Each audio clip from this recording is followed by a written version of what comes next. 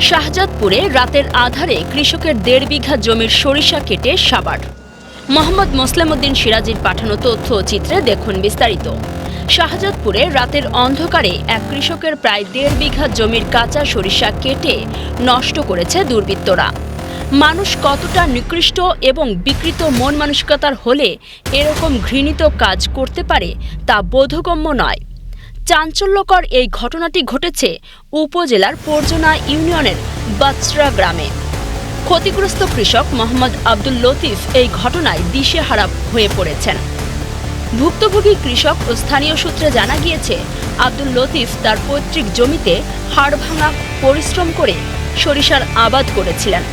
ফসল ঘরে তোলার স্বপ্ন দেখছিলেন তিনি, কিন্তু রাতের অন্ধকারে একদল দুর্বৃত্ত শত্রুতার জেরে তার জমির সব কাঁচা সরিষা কেটে মাটির সাথে মিশিয়ে দিয়ে যায়।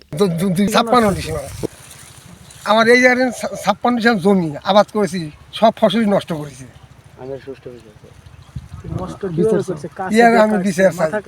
একবারে কাটিয়ে শেষ করছি, কাশি দিয়ে একবারে সব ফসল এই জায়গায় যে সব ফসল কাটিয়ে শেষ করছি, কাঁচা সব ফসল কাঁচা। 15 দিন পর সোমবার 2রা ফেব্রুয়ারি খবর পেয়ে জমিতে গিয়ে ফসলের এই করুণ দশা দেখে কান্নায় ভেঙে পড়েন ওই জমির মালিক তথা কৃষক।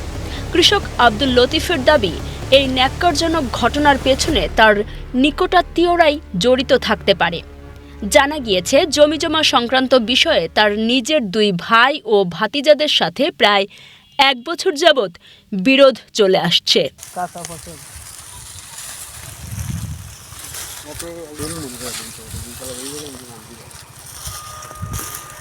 আমার ফসল নষ্ট করেছে বাড়ি।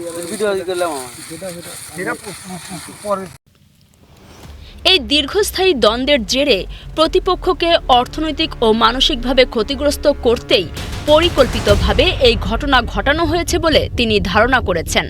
ক্ষতিগ্রস্ত কৃষক আব্দুল লতিফ বলেছেন, ফসল শুধু আমার স্বপ্ন নয়, এটি রাষ্ট্রীয় সম্পদও। যারা রাতের অন্ধকারে এইভাবে ফসল নষ্ট করতে পারে তারা মানুষ নামের কলঙ্ক। তিনি প্রশাসনের কাছে এই ঘটনার সুষ্ঠু তদন্ত এবং দোষীদের দৃষ্টান্তমূলক শাস্তির দাবি জানিয়েছেন।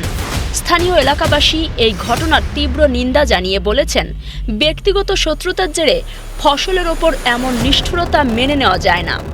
তারাও দ্রুত অপরাধীদের চিহ্নিত করে আইনের আওতায় আনার জোর দাবি জানিয়েছেন।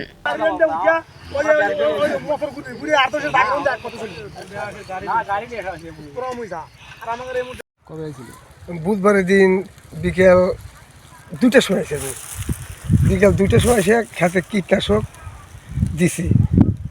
দেওয়ার পর একটা লোক আমাকে মিলে ডাকিছে বললাম করে যে, আব্দুল লতিফ তুমি আইসো বাড়িতে, তোমার তো 2টা কথা আছে।